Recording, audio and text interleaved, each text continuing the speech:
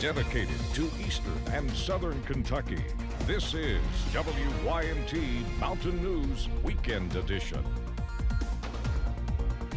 Good evening, I'm Keaton Hall. Restaurant chain Kentucky Fried Chicken has deep roots in southeast Kentucky, leading one town to celebrate with a festival. WYMT's Chandler Wilcox details how fried chicken became a catalyst of creativity in Corbin. They call it Colonel Fest. With a cluck and strut contest, egg toss, even a finger-licking chicken 0.5K race.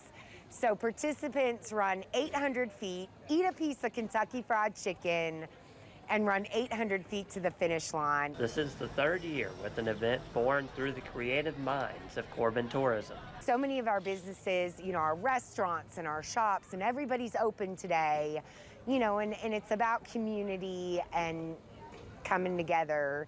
So it's just being creative. Colonel Fest has already grown in popularity. I think the first year we were just a couple blocks, and looking today, I think it's 4 or 5 blocks, and it's a great way to celebrate Colonel Sanders and everything that being the hometown of the first ever KFC, what it means to us here in Corbin. The festival is part of what makes the southeast Kentucky town unique. There's so many different qualities and talents, and everybody's coming together and just having a good time, and we're sharing, we're making new friends. Making new friends one cluck at a time. Hey, Cameron, good job. In Corbin, Chandler Wilcox, WYMT Mountain News. Many at Colonel Fest described the festival as another example of how close and creative the town is. Well, the third and final day of the 46th Hillbilly Days Festival has officially come to a close. Officials say more than 100,000 hillbillies came out over the weekend. That was all capped off with the parade as the grand finale. But the event was all for a good cause. Son of one of the festival's founders and Shriner, Jimmy Kinney, says to see the small parade his dad started grow into what it's become today is amazing. You think that it started out just as a little parade, grew into this, and now we donated almost $3 million to the Lexington Shriners Hospital. But people don't realize the kids, how many kids we take care of. Kinney added that Shriners Hospital, Children's Hospital in Lexington serves around 1,100 children from eastern Kentucky alone and around 14,000 across the state.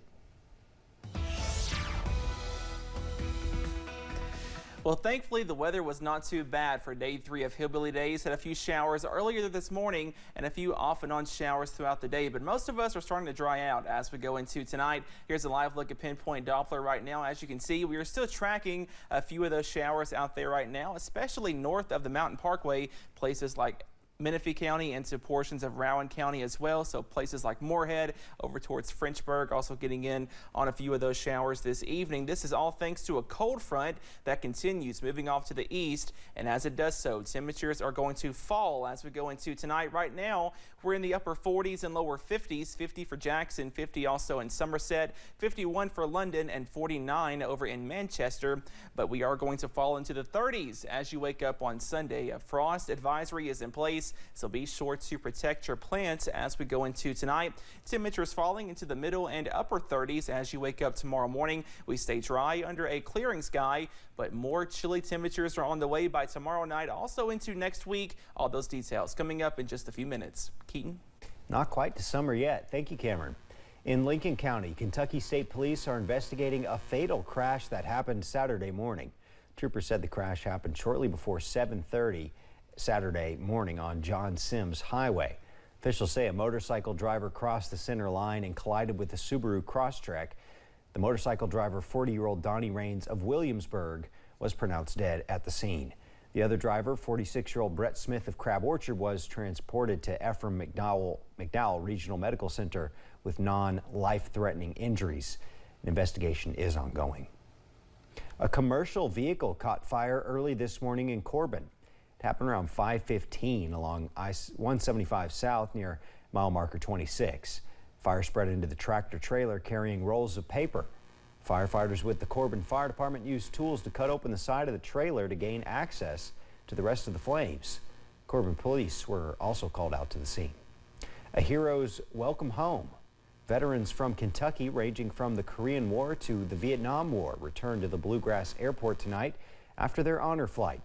It was a marathon day of activities in the nation's capital, including sightseeing, tributes, and a stop at Arlington National Cemetery and the Tomb of the Unknown Soldier. Vets landed at the airport this evening to a crowd of patriotic Americans ready to thank them for their service. I think he is really probably so elated right now. He's probably super excited. He was crying this morning, so he is really, really excited to do this. We see all the monuments out there. More than 60 veterans took the honor flight tonight to Bluegrass Airport. Aiming to meet more than just the physical needs of flood survivors, the Rusaw Fire Department in Breathitt County held a community church service earlier today. The fire department partnered with a few church groups from North Carolina who've been helping the department serve the area since the flood first took place. Pastor Kevin Souther, with Flint Hill Baptist Church, says he will continue helping the department as long as God allows. It just seems like God has made a way every time here.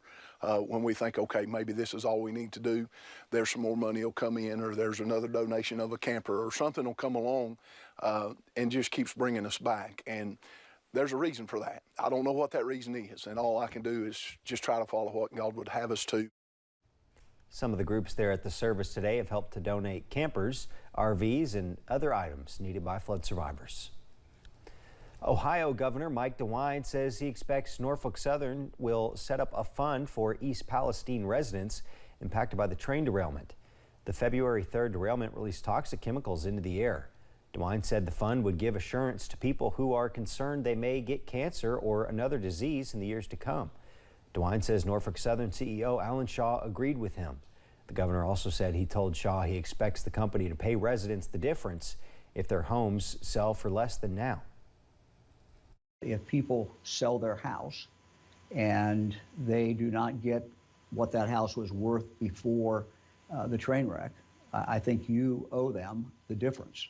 And that really, I think, is my position. And I think, candidly, they may be willing to do that, or they will do it. I expect them to do that.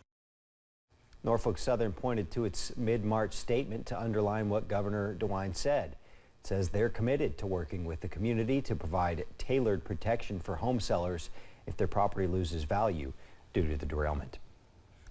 The battle is still raging over an FDA-approved pill that's used in more than half of abortions in the U.S. On Friday, the Supreme Court issued an order to preserve access to mifepristone while the legal process continues. CBS News correspondent Christian Benavides reports. Next month, a federal appeals court is set to hear arguments in the legal battle over the abortion pill mifepristone. Late Friday, the Supreme Court halted temporary restrictions on access to the drug while the battle plays out in the lower courts. The Fifth Circuit will review the case on its merits in a few weeks, and they will issue an opinion. The case, which could make its way back to the Supreme Court, began in Texas. The litigation seeks to reverse the FDA's approval of the drug more than 2 decades ago. Well, really, judges should not be making medical decisions for individuals or decisions about the safety of a medication. They don't have the background for it. Following Friday's ruling, President Biden released a statement saying he stands by the FDA's, quote, independent expert authority to review, approve, and regulate a wide range of prescription drugs. A lawyer representing the group that filed the initial challenge said the fight is not over. This is the first opportunity where our clients can go in front of the courts and present to the courts all the unlawful behavior and reckless behavior by the FDA to approve these drugs. 2 conservative justices, Clarence Thomas and Samuel Alito, said they disagreed with the court's action Friday, though no other justice commented publicly. Christian Benavides, CBS News. The dispute over mifepristone comes less than a year after the Supreme Court's conservative majority overturned Roe v. Wade. The pill is approved for use through 10 weeks of pregnancy and is commonly prescribed to treat miscarriages. Coming up at 11, thousands of American citizens are caught in the crossfire between opposing factions of the Sudanese military. And a frosty morning is on tap across the mountains. Your full first alert forecast coming up next.